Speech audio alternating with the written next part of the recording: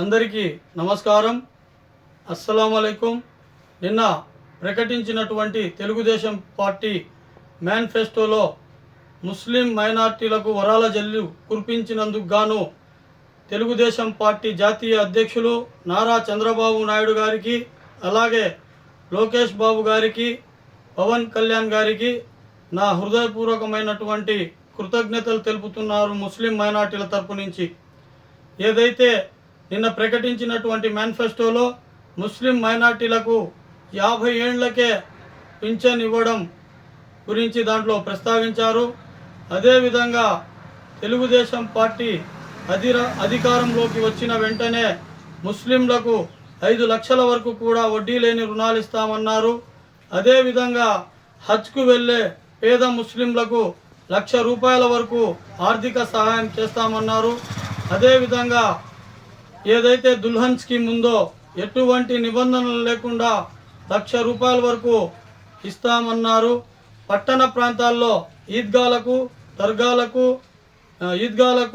ఖబరస్థాన్లకు స్థలం కేటాయిస్తామని చెప్పినారు. రాష్ట్రంలో ఏదైతే రాష్ట్ర రాజధాని ఉందో దాంట్లో హజ్ హౌస్ కూడా నిర్మాణం చేస్తామని చెప్పినారు. అదేవిధంగా పేద ముస్లిం మైనార్టీలకు తోఫా, రంజాన్ తోఫా, విదేశీ విద్య, ఇట్లా ప్రతి ఒక్కటి కూడా కొనసాగిస్తామని చంద్రబాబు నాయుడు గారు నిన్న మేనిఫెస్టోలో చెప్పినారు.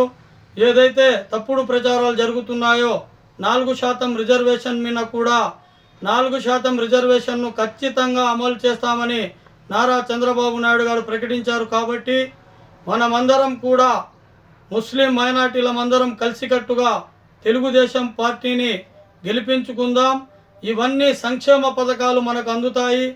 కాబట్టి మన పిల్లల భవిష్యత్తు అవసరాల కోసం, భావితరాల భవిష్యత్తు కోసం ఈ రాష్ట్రంలో నారా చంద్రబాబు నాయుడు గారిని, అదేవిధంగా మన గిద్దలూరు నియోజకవర్గంలో అశోక్ రెడ్డి గారు తాను శాసనసభ్యుడిగా ఉన్నప్పుడు ఎంతోమంది ముస్లిం మైనార్టీలకు లోన్లు అయితేనేమి, దుకాన్ మకాన్ స్కీమ్ అయితేనేమి, దుల్హన్ స్కీమ్ అయితేనేమి, ఇలా ప్రతి ఒక్కటి కూడా అందివ్వడం జరిగింది పెద్ద ఎత్తున.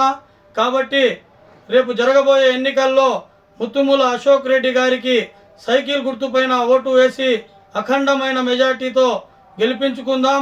అలాగే మాగుంట శ్రీనివాసులు రెడ్డి గారిని ఎంపీ అభ్యర్థిగా 1 ఓటు వేసి గెలిపించుకుందామని ఈ సందర్భంగా నేను ముస్లిం మైనార్టీలందరికీ కూడా పిలుపునిస్తా ఉన్నాను. జై హింద్, జై తెలుగుదేశం.